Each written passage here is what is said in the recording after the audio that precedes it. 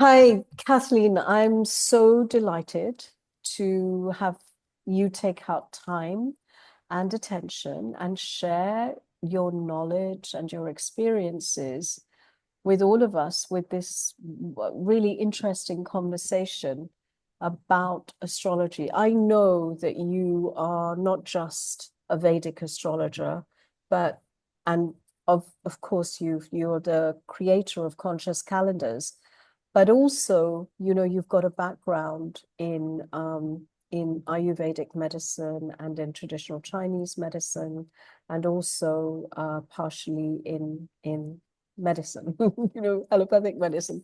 So I think with that really overview perspective, it's wonderful to chat with you about astrology and what influences it really has on our. I want to talk about individual lives rather Mm. than like patterns and global, because there's so much going on, and I think a lot of people are just so fed up with looking at the global stuff that it's more now about, okay, how am I going to manage? How am I going to deal with myself and my little life and my community? And if I can manage that, then I've actually achieved a lot, and I think certainly for me and everyday issues that come up, I think that's really important. So one of the things that I like to just chat with you about is, you know there's the polarities of each planet, the sort Mm. of negative and the positive.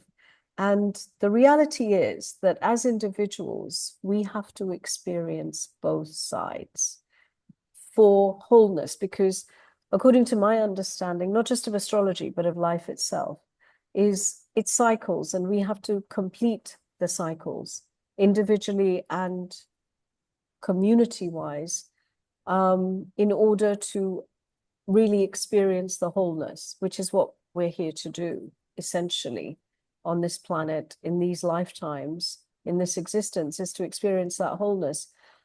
So what I would love, to understand a bit more your understanding of this sort of positivity and negative polarities. Yes, yeah, I'm happy to. I love how you began though, of like, yeah, sure, we can speak of larger patterns, but just like most papers in our cities and towns used to be kind of all local news, likewise, we're much calmer when we actually focus on what's within reach, within view, within our towns, within our life. And so, ironically enough, the answer to this whole completion and what we're really talking about is at some level enlightenment as the larger path, but ultimately, like just experiencing easiness, balance, harmony, all is well. That's a part of that experience of wholeness that you're talking about. Is that yes, there are positive and negative, and do we even want to use the words positive, negative, the Mm, polarity, right, of existence itself? And what we're also implied when we're going to be talking about the planets is um, the uh, the the aspects of uh, balance. And one that I like to really kind of quote Marianne Williamson, really, it's sort of like this Tibetan Buddhist thought and Marianne Williamson. If we talk about the planet Saturn, and then I'll go into specifics around like mhm, this concept around planets. Well, let me start there. So the Sanskrit word, as you know, for planet is graha. mhm, Graha means seas. And what we may or may not realize is that in the practice of Vedic astrology, graha, that the planets actually seize our consciousness. And so there is this pattern where when certain planets are in certain places, we as individuals might tend to experience more of a certain pattern. It's interesting because it's an external thing, and yet it's vibrationally, literally, there's neuroscience to it. Like Hmm. Saturn's associated with the amygdala. The amygdala is associated with fear. The amygdala is associated with depressive patterns. Ironically enough, it's the exact right. As you know, it's the opposite of what we think when we look at the science and research. It's like, wait, understimulated amygdala is often associated with the fear patterns, ironically enough, not overstimulation. And so it's interesting to see that Saturn, the planet, is associated with neuroscience, is associated with fear. And in Marianne Williamson's terms and in Tibetan Buddhist terms, what's the opposite of fear? Love and kindness. So when we are in anxiety, like this is the whole thing of what I love about you asking about, like, let's bring it down to the individual. Like, sure, we can talk about the theoretical movements and stuff, but when someone's experiencing nervousness, anxiety, worry, this is why we say take a deep breath. And the opposite is do something kind for yourself, do something kind for someone else, you know, focus. That's often why volunteering for people who are Yeah, depressed, yeah, right? yeah. Yeah, is a great solution because it's like, stop, like, yes, you do have suffering going on, like, let's acknowledge it. And when we turn and either give kindness to ourselves or kindness to another, this actually is that balance. That, and also the other part of it is the fact that it's almost like a jigsaw puzzle. So if you've Mm, got something that is understimulated and you go in and you volunteer in a community, there'll be others in the community that will overstimulate and then create that balance as a whole community and group experience. And that's why a lot of people, they almost get addicted to being part of a group, because when they're mhm. away from the group, they feel much lower and kind of their energy levels go down, etc. And then when they re-engage with the group, they feel again uplifted, and it's that feeling. I completely agree with that. I have a question though about that. Is that what are the signs of overstimulation of the amygdala then? Well, think of all of your patterns of fear, right? So that it's Saturn's associated with contraction. So Jupiter's expansion, Saturn's contraction. So whenever we're contracted about money, about relationship, jealousy, right? Because on some level, that's a feeling of lack. Someone Yep. else has something, right? I don't have, right?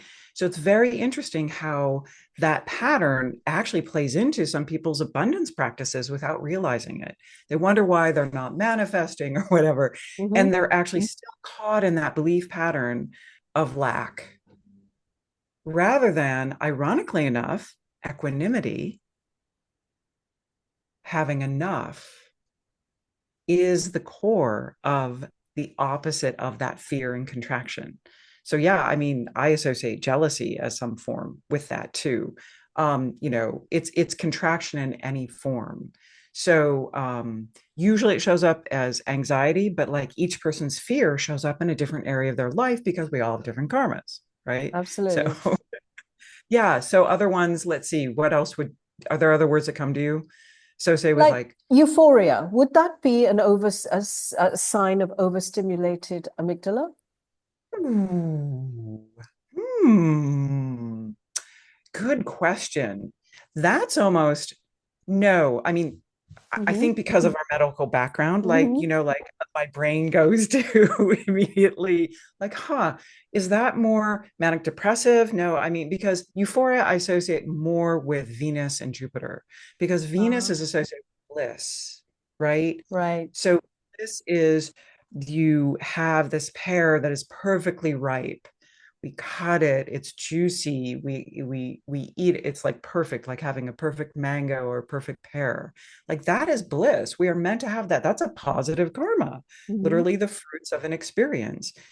And it can be either in singing. Now, Addiction is another thing, but Venus can be associated with that too, Yeah. right? Sugar Yeah. addiction, the high we get from sugar, the high we get from other things, that's just an imbalanced Venus that might be associated with this energy called Rahu.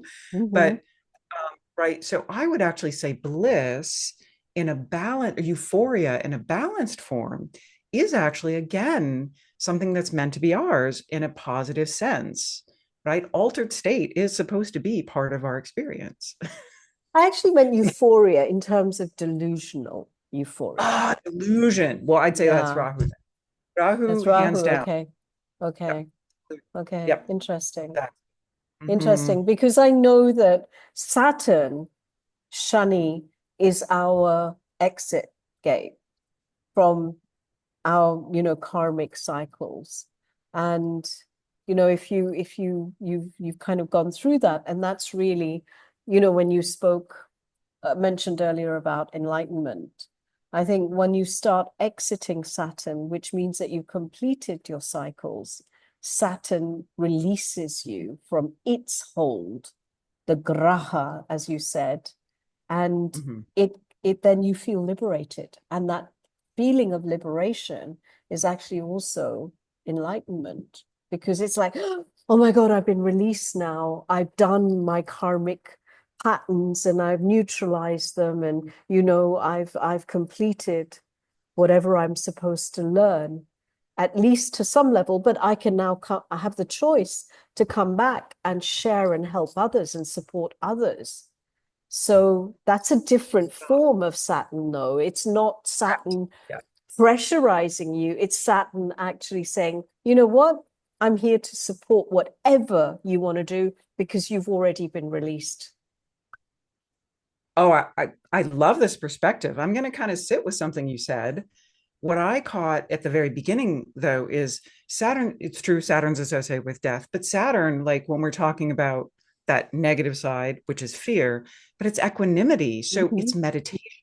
It's uh, it's healthy science, we could say. It's dealing with facts, right? And so Saturn is very pragmatic Mm-hmm. and very ascetic, living extremely simply. Again, if we take a look at the life of the Buddha, who was a Hindu, um, people forget he did lots of meditate, like a Mm-hmm. huge chunk of meditation.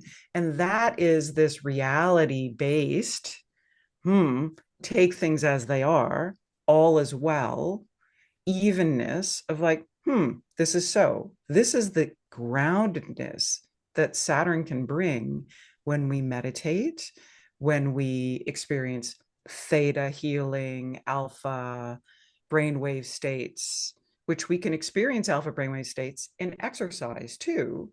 And ironically enough, Saturn sometimes is associated with discipline as well. Mm-hmm. So it's this interesting play with meditation being really one of those pathways. We've got lots of pathways to enlightenment, and per your point, completion in each of them.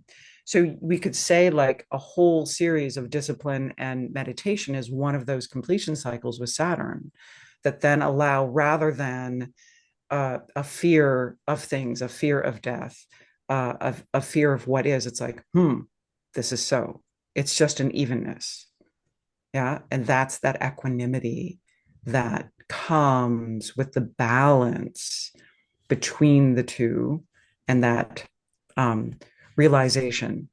And that begins that foundation for the release that Venus is the bliss that is something that is also meant to be yours. Like we're meant to embody all of these. Mm-hmm.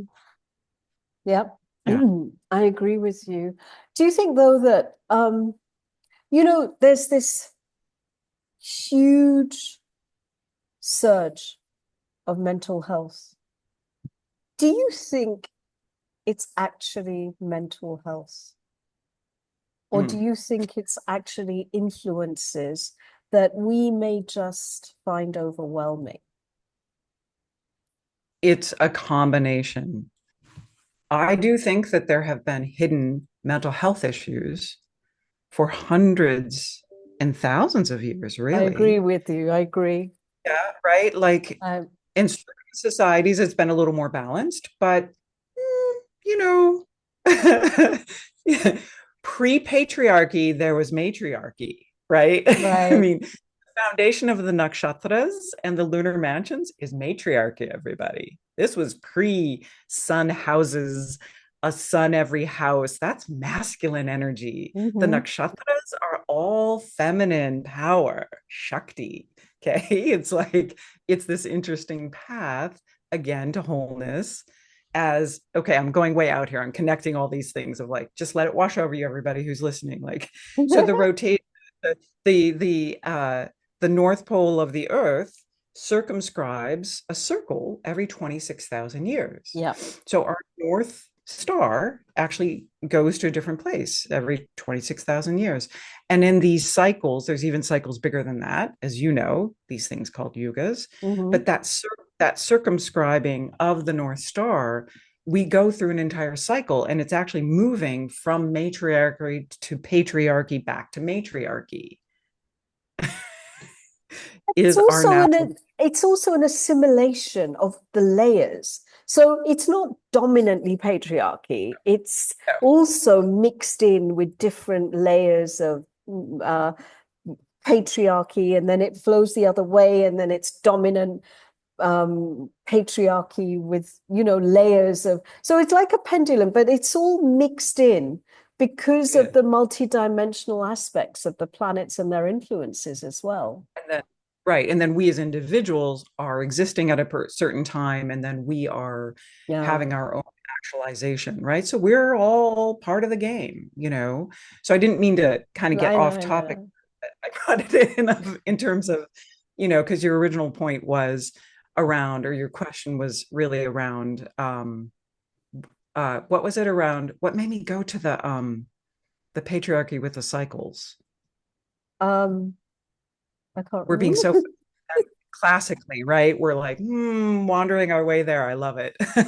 It was the pendulum, it was the balance, it was the harmony, the neutral point. It was, I think we kind of were trying to We'll find our focus way. on that. Yeah, We're going to we will. integrate that, though. I know it's going to come back, Of where we course. started with that. Yeah, totally. Of course. Um, so, uh, but the lived experience of completion of cycles, but in the now, we are meant to kind of what you had brought up before we were speaking is in the now.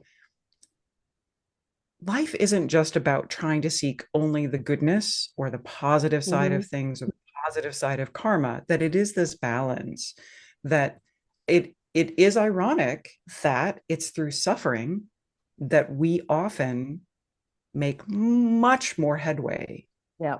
in both our spiritual path, our personal evolution, whether you want to say it's your spiritual or religious experience. Like, um, one of my teachers always said, well, you don't turn to God when you win the lottery. Yeah. Like, people don't go, ooh, I'm going to go like pray and ask for support when they win the lottery, right? When gobs of good stuff happens or appears to happen,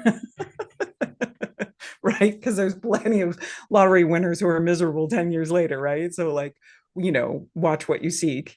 But that illusion, or the desire to have something other than what's happening, or the thinking that, oh, if this experience, this form of suffering, this feeling, physical pain, emotional pain, were gone, then I'd be okay, I think is a classic pattern versus when we go through something. And this is where you and I have talked about this before, the daily practices, like be it sun salutation or Hmm. meditation, personally mantra. Like, mantra is the bomb. Like, it does so much in experiencing and shifting patterns, mental patterns. Oh, your question was about mental health. Shifting mental patterns, psyche, outlook, and bringing personally me to just this place of neutrality, or being able to seek love more easily or kindness more easily. Each of the mantras have a slightly different vibe, but the Shanti mantras bring the peace that I think is at that core. Your question was around mental health. Like, do we really have an epidemic of mental health? And I think, per your point, you were implying, so jump in around, hello, technology. I mean, technology is so much of this overstimulation, the ability to for people to be scrolling. It's like a mini Vegas, right? The Mm-hmm. lights are just right. They keep you in this like state, and that's why that spending time on social media is so bad for mental health, But right? Even Kathleen, if you're I agree with that, but I also, going back to your point about the shanti point. So the more you get further away from the shanti point, is the Mhm, more you go into sort of chaotic mental thought forms. And I yes. think, honestly, one of the things I feel very strongly about is not suffering as much as struggle is very Mm, good because it yes. creates resilience. It creates more experience. It allows the body and the mind to become stronger and to have more data that it can then use for the future. And I think that technology is another discipline, Mm, self-discipline for us to be mm, able to say, okay, this we know is taking us away from our shanti point. mhm. So it's good for a while. And then we have to have the self-awareness and self-discipline to say, okay, you know what? Enough. Now I need to come back to my shanti point and just chill. Mhm. So in that way, technology is another, I think, great tool. And it's more It is. subtle. It's more It subtle than what we've got in the material realm. Mhm. Yes. So Oh, it's honing completely. us, it's honing our skills. Well, and technology is associated with Mercury. Mm-hmm, So Mercury is the planet of communication and of our nervous system. mm-hmm. So there's a reason that technology kind of throws our nervous system off. And yet, when applied in certain ways, could potentially shorten our work week. And, it's given us like, we're not working the hours our grandparents worked, Right. waking at sunrise and working until sunset. And in summer, that's a very long 12-hour day, often manual labor, right? So, because most of the world have been farmers until recently. Yep. So, right, because you had to grow your own food. So that's ironic that the Mercury and honestly Rahu is what often brings the industrial revolutions, Yes. right?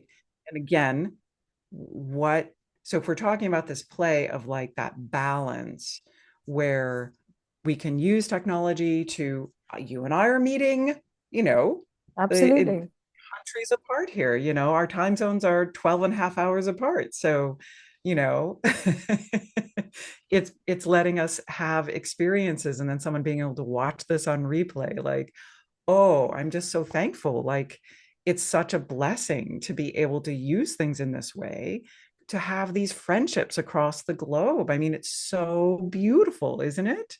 Like, there really is an upside. Yeah, but see, Kathleen, there, the focus is on the friendship. It's not the focus on the technology. The technology is a tool to enable us to have that. And I think that's what's really missing in the equation is what is your intention and what is your objective?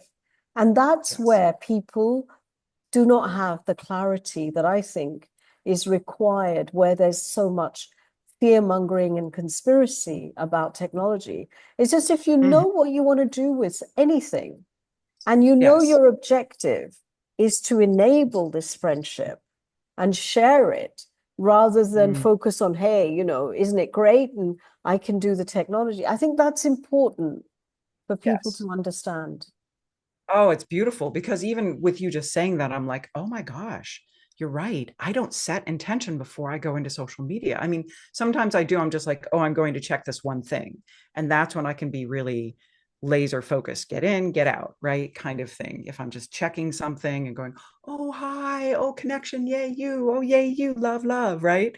But per your point, like, what is the intention? Hmm. And that I think is this beautiful lesson that you just brought up for me is like, wow, even in our micro, like I'm a believer in micro practices. So that micro practice, like even if you think you're only going to do something, open the email or check something, check in, set an intention.